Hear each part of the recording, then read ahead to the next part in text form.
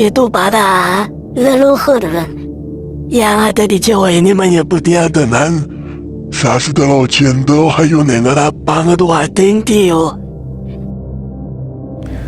Salam kesejahteraan, salam kebebasan. Apakah Kisana bisa merasa nyaman ketika ketidaknyamanan itu ada? Tidak bisa, ya dong.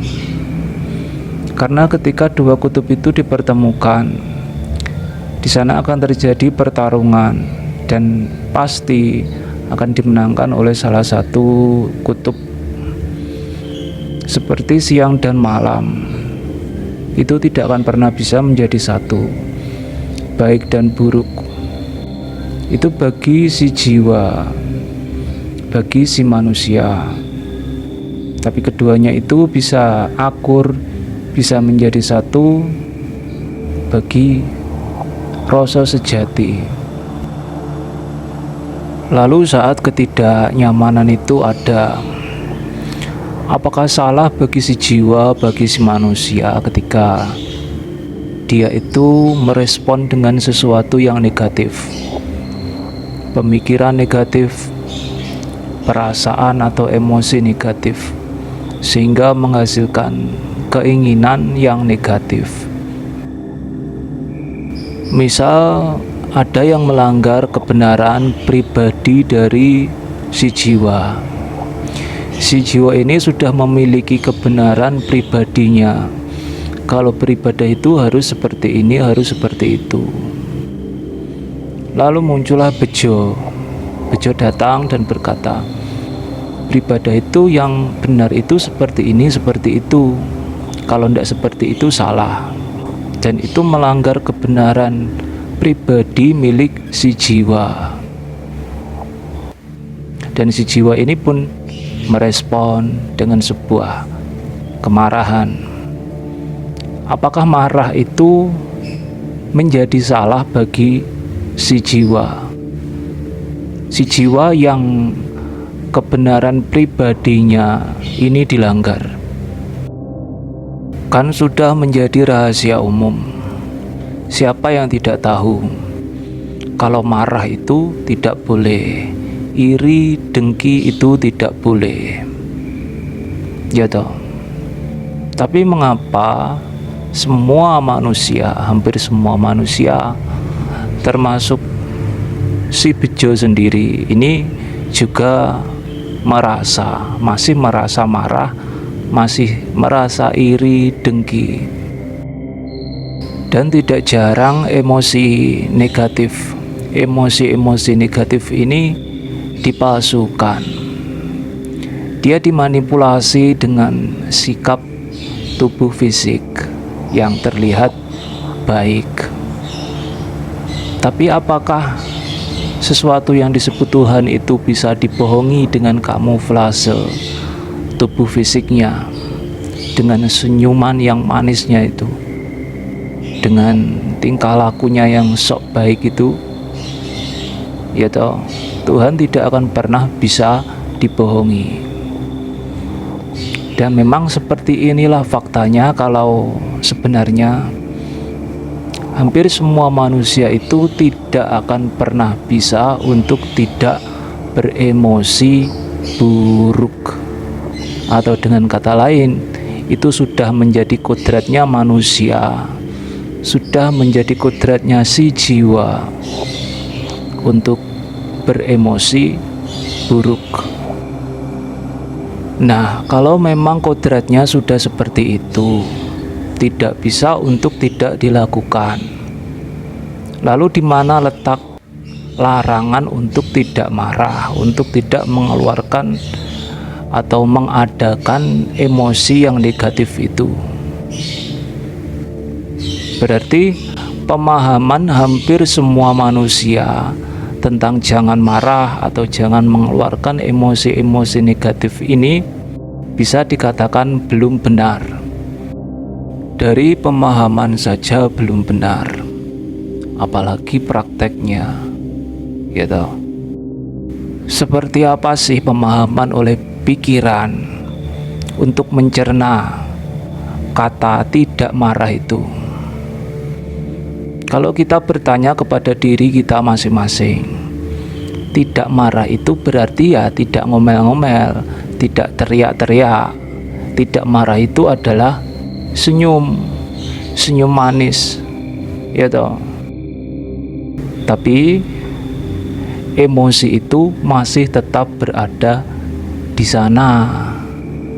Emosi itu masih meluap-luap di sana. Ketika emosi itu masih meluap-luap di sana, apakah bisa dikatakan untuk tidak marah atau tidak beremosi negatif? Urut-urutannya kan seperti ini biasanya.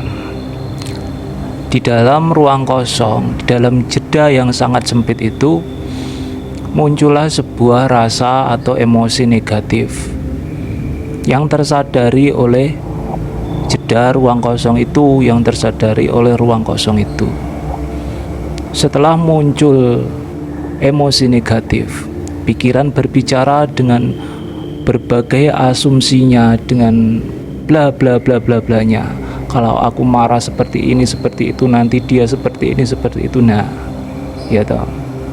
Lalu dimanipulasilah marah itu. Urut-urutannya atau step-stepnya kan seperti itu.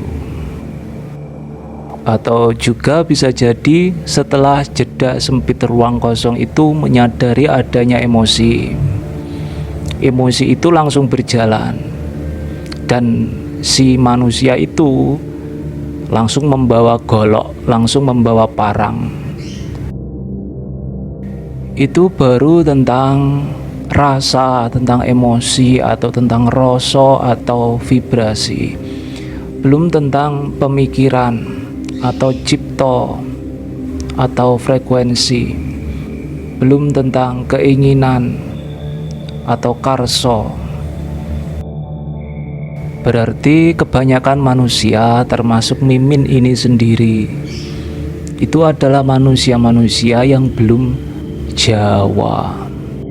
Dan dalam keadaan yang seperti ini, berarti kita ini sebenarnya mati karena kita ini dijadikan budak, dijadikan babu, dijadikan pesuruh oleh nafsu diri kita sendiri, oleh kepribadian diri kita sendiri, oleh ego diri kita sendiri. Seperti yang terlihat di video itu, itulah yang sebenar-benarnya disebut dengan Jawa, lahir utama. Ada yang menyebut dengan kelahiran kedua. Setelah kematian sekian tahun, karena belum bisa membedakan antara sebenarnya diri, sebenarnya aku, dan nafsu, ego atau kepribadian. Jadi itulah yang hakikatnya itu disebut dengan orang Jawa, orang yang telah mengalami kelahiran kedua. Bukan orang yang berpakaian adat Jawa, bukan orang yang berbahasa Jawa, bukan orang yang melakukan ritual-ritual Jawa. Itu kalau dalam istilah religi, semua itu hanyalah sebuah syariat atau adat, ya toh. Bisa jadi orang Timur Tengah pun disebut dengan orang Jawa, baik itu Timur Tengah, benua Eropa, benua Afrika, Australia, bisa disebut dengan orang Jawa ketika dia telah mengalami kelahiran kedua. Seperti ini loh, sebelum kelahiran kedua itu terjadi, atau rasa sejati yang menyadari dirinya sendiri, maka apapun yang diketahui oleh pikiran itu dia anggap, atau rasa sejati itu anggap semua itu adalah dirinya. sehingga menimbulkanlah sebuah kemelekatan. Kemelekatan akan bahasa, kemelekatan akan budaya, adat, dan bla bla bla bla blanya. Bahkan kemelekatan atas sesuatu yang disebut dengan Tuhan, sehingga Tuhan itu dipersonifikasikan berdasarkan apa-apa yang pikiran itu dia anggap benar. Padahal apa-apa yang pikiran itu anggap benar itu belum tentu benar. Nah, ketika manusia itu sudah benar-benar menjadi Jawa atau orang Jawa, dia akan menjadi penengah bagi manusia-manusia yang lain yang belum menjadi orang Jawa, yang belum mengalami kelahiran kedua. Karena kebanyakan dari manusia-manusia itu dia akan saling berebut kebenaran menurut pikirannya sendiri. Selain itu, setelah manusia itu benar-benar menjadi Jawa, menjadi orang Jawa, si manusia itu pun juga akan tidak dikendalikan oleh egonya, oleh nafsunya, oleh kepribadiannya. Karena rasa sejati telah menyadari dirinya sendiri. Dan si rasa sejati ini pun yang akan mendidik, yang akan menjaga, yang menjaga rumahnya, ya toh, yang akan menjadi rumahnya, yaitu diri kemanusiaannya.